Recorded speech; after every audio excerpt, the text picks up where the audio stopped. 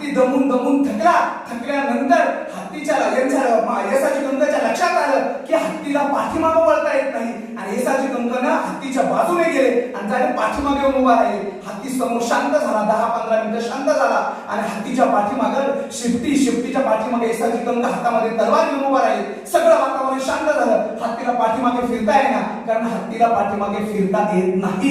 हत्ती समोर जास्त जातो, पाठीमागे फिरत नाही. तरी सुद्धा पिसळलेल्या हत्तीनं पाठीमागे फिरण्याचा प्रयत्न केला. त्या क्षणामध्ये त्यांनी तलवार काढली आणि सोंडेवर टाकली, सोंडेचा तुकडा केला आणि तिथे खरा अर्थानं सगळ्यात मोठा मराठ्यांचा विजय कर्नाटक मध्ये झाला. आणि त्यावेळेस मोठमोठ्याने हसायला लागले कुतुबशाह, पण छत्रपती शिवाजी महाराज शांत बसले. ते मोठमोठ्याने हसायला लागल्यानंतर त्या लोकांनी टाळ्या वाजल्या, मुघलांनी टाळ्या वाजल्या, पण आपल्या एकाही मावळ्याने टाळी सुद्धा वाजली नाही. एकाही मावळ्याच्या चेहऱ्यावर आनंदाचा क्षण सुद्धा नव्हता. छत्रपती शिवाजी महाराज शांत उभा होते आणि अशा परिस्थितीमध्ये ते आले. ते म्हटले, येसाजी तू जिंकला आहेस, तुला काय पाहिजे सांग. तुला मोहरा पाहिजे का सांग, तुला सोनं पाहिजे का सांग, तुला पदवी पाहिजे का, तुला जाहीर पाहिजे का, तुला काय पाहिजे ती मी देतो, तू सांग मला काय पाहिजे. त्यांनी 25 तोळ्याचं कड घेऊन आले आणि ते समोर येसाजी कंकाच्या हातात द्यायला लागले. येसाजी कंकाने नकार दिला, मला तुमचं काहीच नको आहे, माझ्या राज्याची फक्त शाबासकी मला आहे. छत्रपती शिवाजी महाराजांनी असे मावळे कमवले, असे एकनिष्ठ मावळे छत्रपती शिवाजी महाराजांनी कमवले. आणि आज जर आपण पाहिलं तर एखादा माणूस निवडणुकीत उभा करण्यासाठी आपण त्याला पुढे करतो आणि मग फॉर्म भरल्यानंतर पाठीमागे वळून पाहिलं तर एक पण माणूस नसतो. सकाळी एकाला हा म्हणणारा रात्री बदलतो, तिसऱ्या दिवशी चौथ्यालाच मतदान करतो. ही वाईट अवस्था या देशामध्ये आपल्याला पाहायला मिळते. आणि म्हणून छत्रपती शिवाजी महाराजांचे विचार करते, कितीतरी लोकांनी त्यांना भूलथापाला बळी पडले असते, कितीतरी मावळे पैसे घेऊन फरार झाले असते, परंतु ते मावळे म्हणायचे हे फक्त छत्रपती शिवाजी महाराजांचं राज्य नाहीये, हे माझं स्वतःचं राज्य आहे, हे माझं आहे. हा ज्यावेळेस मनामध्ये येतो ना त्यावेळेस आपण सगळ्या गोष्टी जिंकत असतो. आणि छत्रपती शिवाजी महाराजांनी त्या गोष्टी केल्या आणि म्हणून छत्रपती शिवाजी महाराज जिंकलेले आहेत. कर्नाटक स्वारीवर असताना छत्रपती शिवाजी महाराज मल्लिकार्जुन मंदिराच्या परिसरामध्ये गेले आणि त्यांच्या पाठीमागे खूप मोठी नदी आहे आणि त्या नदीवर काही महिला धुण्यासाठी बसलेल्या होत्या. छत्रपती शिवाजी महाराज गेले, तिथलं सगळं परीक्षण केलं आणि ते म्हटलं इथे एवढा मोठा घाट का नाहीये, एवढी मोठी नदी असताना इथं महिला पाण्याला येत आहे, धुणं धुवायला येत आहे, पण इथं घाट असणं गरजेचं आहे. त्यावेळेस तिथल्या लोकांनी सांगितलं की राजे की आमच्याकडे पैसा नाही, आर्थिक दृष्ट्या आम्ही खूप अडचणीत आहोत. त्यावेळेस छत्रपती शिवाजी महाराजांनी सांगितलं तुम्ही घाबरू नका, मी या ठिकाणी लोकवर्गणी करतो आणि घाट बांधून देतो. कर्नाटक मध्ये छत्रपती शिवाजी महाराजांनी मल्लिकार्जुन परिसरामध्ये घाट बांधून दिला. कोण करतं ते म्हटले असते, माझा मतदारसंघ आहे शिर्डीचा, मी शिर्डीपुरतच काम करतो. माझा मतदारसंघ आहे अहिल्यानगर, मी अहिल्यानगरच काम करतो. छत्रपती शिवाजी महाराजांचा मतदारसंघ महाराष्ट्र नव्हता, छत्रपती शिवाजी महाराजांचा मतदारसंघ भारत होता. आणि म्हणून जगाच्या पलीकडे ज्या राजाचं नाव घेतलं जातं ते म्हणजे छत्रपती शिवाजी महाराज आहे. ते ज्यावेळेस कर्नाटक स्वारी करून आंध्र प्रदेशकडे निघाले, आंध्र प्रदेशकडे जात असताना त्यांच्यासोबत एक गायकवाड नावाचा मावळा होता. छत्रपती शिवाजी महाराज थोडेसे 4-5 कोस पुढे गेले आणि ते तिथे आराम करायला बसले, पण गायकवाड नावाचा मावळा मात्र पुढे गेला नाही. तो महत्वाकांक्षी होता. तो येताना असं ठरवलं होतं 2-3 किल्ले मी स्वतः जिंकून घेईल आणि राजेंसमोर जाईल आणि राजेंना सांगणार राजे मी स्वतः किल्ले जिंकले आहेत आणि एखादी जहागिरी मला द्या. राजे पुढे निघून गेले. राजांना माहितच नाही की गायकवाड नावाचा मावळा आणि 50 मावळे पाठीमागे राहिले आहेत. आणि त्याच आंध्र प्रदेशमध्ये एक सावित्रीबाई देसाई नावाची महिला होती. तिचा स्वतःचा एक किल्ला होता आणि तिचं स्वतःचा एक तिचं प्रस्थ होतं, तिचं स्वतःचं एक अस्तित्व होतं. त्या किल्ल्यावर यांनी खऱ्या अर्थानं लढाई सुरू केली आणि तो किल्ला जिंकायचा असं त्या गायकवाड नावाच्या मावळ्याने ठरवलं. त्या महिन्यासोबत लढाई सुरू केली, सावित्रीबाई देसाई सोबत लढाई झाली आणि त्या लढाईमध्ये सावित्रीबाईंचा पराभव झाला. पराभव झाल्यानंतर सावित्रीबाईला यांनी जेरबंद केलं आणि ठरवलं की आता यांना राजेकडे घेऊन जायचं. राजेकडे घेऊन जायचं म्हटल्यावर ती लढायला लागली. ती म्हटली मला कुठेही न्यायचं ते न्या, फक्त मला 5 मिनिटं द्या, मला महालामध्ये जाऊन यायचं आहे. त्यावेळेस गायकवाड नावाच्या मावळ्याने सांगितलं तुम्ही या महालामध्ये जा आणि लगेच आमच्या सोबत चला, तुमचा पराभव झालेला आहे, हा किल्ला आम्ही ताब्यात घेतलेला आहे. आतमध्ये गेल्यानंतर काय एक 6 महिन्याचं बाळ एका कोपऱ्यात ठेवलेलं होतं. ते बाळ तिने हातामध्ये घेतलं आणि राजेकडे निघाली. तिला जेरबंद करून राजेकडे निघाली. राजांना माहित नव्हतं की हा गायकवाड नावाचा मावळा कुठे युद्ध करतो आहे, कोणता किल्ला जिंकतो आहे. राजांच्या पश्चात केलेला हा कारभार होता. आणि ज्यावेळेस राजेंसमोर हे सगळे मावळे आणि ती सावित्रीबाई आणि तिचा मुलगा हे समोर गेल्यानंतर राजांच्या टचकन डोळ्यात पाणी आलं. राजे सगळ्यात जास्त संवेदनशील फक्त स्त्रीविषयी होते. सगळ्यात जास्त संवेदनशील छत्रपती शिवाजी महाराज फक्त स्त्रीविषयी राहिलेले आहेत आणि त्यांच्या डोळ्यासमोर बसल्यानंतर राजेंनी विचारलं की गायकवाड नावाच्या मावळ्याला की तू माझ्या पक्षामध्ये हे घटना घडवलीच का? त्यावेळेस त्यांनी सांगितलं की येताना आम्हाला 2 किल्ले दिसले, आम्ही म्हटले किल्ले जिंकावे आणि तुमच्याकडे यावं, पण ते म्हटले ती एक स्त्री आहे, त्या स्त्रीने स्वतःचे एक अस्तित्व तिथे उभा केलेलं आहे आणि तिच्या किल्ल्यावर तुम्ही हल्ला चढवला, ती माझी बहीण आहे आणि तो छोटा बाळ हा माझा भाचा आहे. स्वतः शिवाजी महाराजांनी त्या बाळाला स्वतःच्या मांडीवर घेतलं आणि दूध पाजलं आणि सांगितलं जेवढे इकडे कर्नाटक मधले गायकवाडने जे किल्ले जिंकले हे किल्ले तुला बहाल करतो. आणि शेवटपर्यंत छत्रपती शिवाजी महाराजांनी ते सावित्रीबाईला बहीण मानलं आणि वाटेल ती मदत केली. मला सांगायचंय फक्त एकच की स्त्रीचा सन्मान करणारा या जगाच्या पाठीवर सगळ्यात मोठा राजा होऊन गेला तो म्हणजे छत्रपती शिवाजी महाराज आहे. आणि म्हणून येणाऱ्या कालखंडामध्ये स्त्रियांची खूप सगळ्यात मोठी जबाबदारी आहे. कुटुंब घडवण्याचं काम ही स्त्री करीत असते आणि पुरुष तिच्या खांद्याला खांदा घेऊन काम करत असतो. ज्या वेळेस आपण म्हणतो ना एखाद्या मुलाला काटा टोचला तरी तो काय म्हणतो बापरे, आणि एखाद्या मुलीला जर काटा टोचला तर ती म्हणते आई ग, कारण आईची भावना मुलीमध्ये असते आणि बापाची भावना मुलामध्ये असते. हे 2 चाकं जर व्यवस्थित चालले तर त्या गाडा चालत असतो. मग हा गाडा फक्त घरापुरता नाही, हा गाडा फक्त तालुक्यापुरता नाही, हा देशासाठी गाडा असतो. म्हणून महिलांचे संस्कार मुलांवर देणं खूप गरजेचं आहे. तुम्हाला माहिती असेल की ज्या सगळ्या ह्या गोष्टी छत्रपती शिवाजी महाराजांनी घडवल्या आणि हा विजय प्राप्त केला त्याला फक्त एकच गोष्ट जबाबदार आहे, ती म्हणजे एकनिष्ठता आणि एकीचं बळ छत्रपती शिवाजी महाराजांना या जगामध्ये दाखवून दिलेलं आहे. ज्या वेळेस पन्हाळगडामध्ये छत्रपती शिवाजी महाराज गेलेले होते, ज्या वेळेस पन्हाळगडामध्ये छत्रपती शिवाजी महाराज थांबलेले होते, त्यावेळेस सिद्धी जोहरनं पूर्ण पन्हाळा किल्ल्याला वेढा दिला आणि 3.5 महिने छत्रपती शिवाजी महाराज पन्हाळगडाला अडकून पडले. बाहेर पडता येईना, कारण आपला जो सिद्धी जोहर होता त्यानं ठरवलं होतं की सगळ्यात शेवटची वेळ शिवाजी महाराजाची असेल, त्यांना मी कैद करेन, त्यांना मी जेरबंद करेन आणि मी त्यांना घेऊन जाईल औरंगजेबकडे. एवढं प्लॅनिंग खऱ्या अर्थानं सिद्धी जोहरनं केलेलं होतं. परंतु 3.5 महिने उलटून गेल्यानंतर आपल्या मावळ्यांना अन्न पुरवठा बंद झाला, आपल्या मावळ्यांचं लष्कर बंद झालं, तोफा संपून गेल्या. नेमकं काय करायचं, सगळ्यांमध्ये एकदम शांतता झाली, सगळे चिंताग्रस्त झाले. छत्रपती शिवाजी महाराज सुद्धा सगळ्यात जास्त चिंताग्रस्त जर कधी झाले असतील तर पन्हाळा किल्ल्यावर झालेले आहेत. अशा परिस्थितीमध्ये जीवा काशीद त्यांच्या समोर आला आणि त्यांची चर्चा चालू असताना जीवा काशीदने सांगितलं की राजे आता थांबण्यात काही अर्थ नाही, मी स्वतः छत्रपती शिवाजी महाराजांचं रूप घेतो, मी तुमच्यासारखे सगळे कपडे घालतो आणि मी खऱ्या अर्थानं त्यांच्याशी सामना करतो आणि तुम्ही विशाळगडाकडे निघून जा.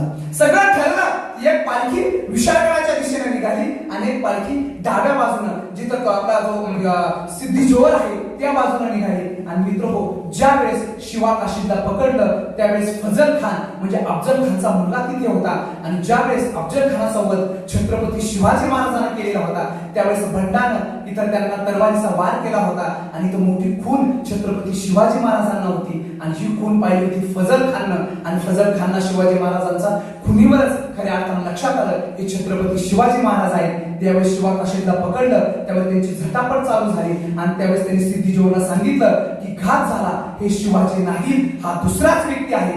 त्यावेळेस त्याच्यावर प्रचंड तलवारीचे वार झाले. वार झाल्यानंतर तो रक्ताच्या धावळात पडला आणि शिवा काशीद ढसा रडत होता. रडत असताना हसायला लागला आणि हसता हसता म्हणायला लागला, मी जन्माला जरी मी शिवा काशीद म्हणून आलो असतो तरी मरताना मात्र मी शिवाजी म्हणून मरतो आहे. असे मावळे खऱ्या अर्थाने या भारतामध्ये छत्रपती शिवाजी महाराजांनी कमावले.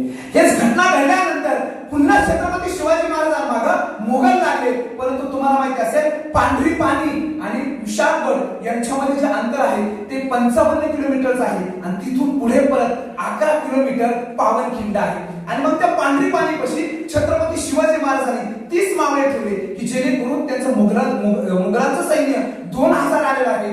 2000 सैन्याला या मुघलांना अडवण्याचा पराक्रम कोण करणार आहे तर फक्त 30 मावळे करणार आहेत. कमीत कमी 1 ते 1.5 तास किलोमीटर अंतरावर आम्हाला जाता येईल आणि आम्हाला आमचा बचाव करता येईल म्हणून छत्रपती शिवाजी महाराजांनी 30 मावळे अलीकडेच पावनखिंडीच्या अलीकडे उभा केले होते. तिथं प्रचंड युद्ध सुरू झालं आणि 30 मावळ्यांना तिथं वीर मरण आलेलं आहे. एकही मावळा जिवंत राहिला नाही. त्यानंतर ते पावनखिंडीकडे आले. पावनखिंडीच्या पाशी 300 मावळे छत्रपती शिवाजी महाराजांनी गनिमी काव्याने त्या पद्धतीनं रचनात्मक उभा केले होते. ज्या वेळेस मोगल आले त्यावेळेस मोठमोठ्याने दगड टाकण्याचं काम आपले मावळे करायचे. कित्येक मोगल तिथं मेले. परंतु 40,000 लोकांसमोर पाडाव करणं एवढं सोपं नव्हतं की छत्रपती शिवाजी महाराजांना सुद्धा माहिती आहे. प्रचंड लढाई तिथं चालू झाली. लढाई सुरू झाली असताना बाजी प्रभू आणि त्यांचा बंधू फुलोजी प्रभू हे दोघ जण बंधू सगळ्यात महत्वाची लढाई तिथं करत होते. प्रचंड लढाई सुरू असताना लक्षात आलं सिद्धी जोहरच्या हा बाजी प्रभू आणि त्याचा बंधू यांच्या नेतृत्वामुळे ही लढाई बऱ्याच वेळ टिकेल. ज्यावेळेस म्हणजे सिद्धी जोहरच्या लक्षात आलं त्यावेळेस त्यांनी एका बंदूकधारी व्यक्तीला सांगितलं टेकडावर जाऊन उभा राहा आणि गोळी सोड. बंदुकीतून एक गोळी सोडली आणि ती बाजी प्रभूच्या डाव्या खांद्याला लागली. बाजी प्रभू खाली पडले. बाजी प्रभू खाली पडता क्षणी दुसऱ्या बाजूनं फुलोजी प्रभू सुद्धा धारातीर्थी पडले. बाजी प्रभूच्या अगोदरच फुलोजी प्रभूंचा तिथं फुलोजी प्रभूंना वीरमरण आलं. बाजी प्रभू उभा राहिल्यानंतर फुलोजी प्रभूंची तलवार हातात घेतली. दुसऱ्या हातात स्वतःची तलवार आणि पुन्हा एकदा दोन्ही तलवारीनं दोन्ही हाताने लढाई करायला लागले. 2 तास झाले हा शूरवीर मावळा लढाई करतो आहे. परंतु इतके वार त्यांच्या अंगावर झाले, रक्तबंबाळ झाले, नदीला पूर यावा असा रक्ताचा पूर तिथे आला होता. एक व्यक्ती सुद्धा एक मावळा सुद्धा बोलायसाठी उरलेला नव्हता. परंतु बाजी प्रभू ज्या अति रक्तबंबाळ होऊन झालेले असताना शेवटचा श्वास घेत असताना थांबले नाही. जोपर्यंत माझा राजा विशाळगडावर पोहोचत नाही तोपर्यंतचा आवाज येत नाही तोपर्यंत मला मरण पत्करता येणार नाही हे वचन खऱ्या अर्थानं बाजी प्रभूंनी घेतलेलं होतं. रक्तबंबाळ झालेला बाजी प्रभू रक्ताच्या थरत पडत असताना सुद्धा शेवटचा विचार करत असताना हसत होता. हसत हसत तोफेंचा बाराचा आवाज आला आणि स्वतःचा प्राण सोडला. याला म्हणतात एकनिष्ठ मावळा. असे मावळे खरे छत्रपती शिवाजी महाराजांनी कमवले. म्हणून ही स्वराज्य निर्माण झालं. म्हणून ही स्वराज्य टिकलं आणि हजारो पिढ्या ही स्वराज्य टिकणार आहे याचा विचार तुम्ही आम्ही करणं गरजेचं आहे. यापेक्षा थोडासा पुढे आपण जर गेलं तर पाहिलं ना तर निजामशाही आणि आदिलशाही. निजामशाहीमध्ये खऱ्या अर्थानं छत्रपती शिवाजी महाराजांचे जे वडील आहेत शहाजीराजे त्यांनी खूप चांगल्या पद्धतीने आदिलशाही चालवली होती. त्यांना बऱ्याच गोष्टी तिथं दिल्या गेल्या असत्या परंतु त्यांना माहिती होतं की माझ्या मनामध्ये कर्तृत्व आहे. कित्येक वर्षापासून माझे लोक आज या अन्यायामध्ये अत्याचारामध्ये गुरफटून गेलेले आहेत. माझ्या या स्वराज्याला ताकद द्यायची असेल तर माझ्याच मुलाच्या हातामध्ये धुरा द्यावी लागेल असा विचार छत्रपती शिवाजी महाराजांच्या वडिलांनी केला होता. आणि अगदी तोच विचार कुठे रुजला गेला तर आमच्या भातुडी गावामध्ये रुजला गेलेला आहे.